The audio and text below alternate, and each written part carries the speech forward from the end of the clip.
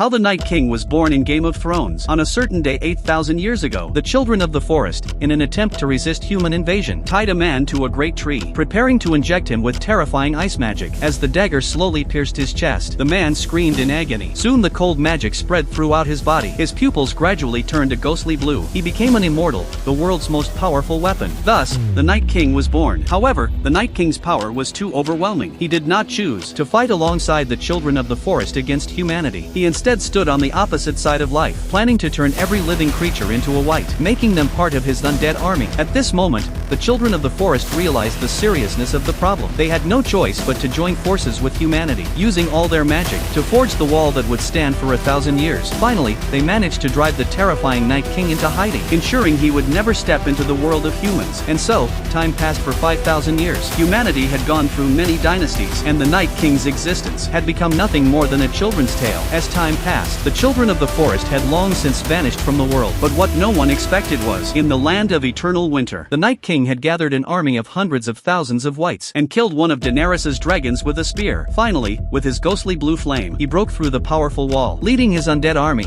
amassed over 5,000 years, he prepared to invade human lands, planning to turn all living creatures into his own undead servants. And Jon, who witnessed the existence of the Night King and the Wights, finally realized that humanity was facing an unprecedented crisis. He had no choice but to risk his life to capture a wight with the others. At the cost of many brave soldiers' lives, he finally managed to capture one wight and lock it in a box, and brought it to the capital of the Seven Kingdoms in the south, King's Landing, hoping that Queen Cersei would command the Seven Kingdoms and Daenerys's army to unite to resist the White Army's invasion. However, as the two opposing queens controlling all human armies, they both had ambitions to conquer the entire continent. How could they easily form an alliance? At this moment, when Cersei saw Daenerys riding her powerful dragon, her resolve not to form an alliance grew stronger. Moreover, how could she believe that the Whites in the fairy tales were real? Until then, the Hound, Sandor Clegane, opened a box and carefully opened it. Amidst the confusion of the crowd, the creature inside crawled out at the Hound's signal. At that moment, Cersei jumped back in fear. She never expected that a terrifying story, meant to scare children, was actually real, and the White's screeching made everyone present shiver. At that moment, the Hound quickly raised his sword and cut the White in half, but the White didn't die. The separated body parts continued to swarm. Then, the Maester quickly looked at the White's severed hand.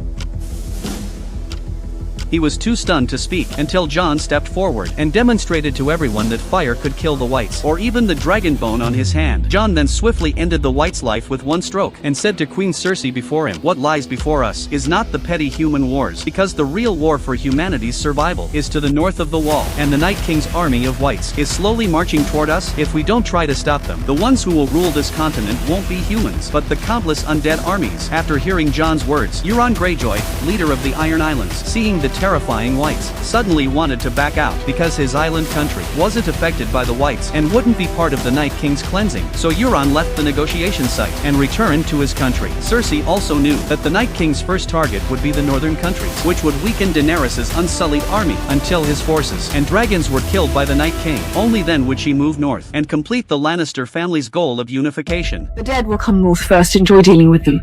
We will deal with whatever is left of you.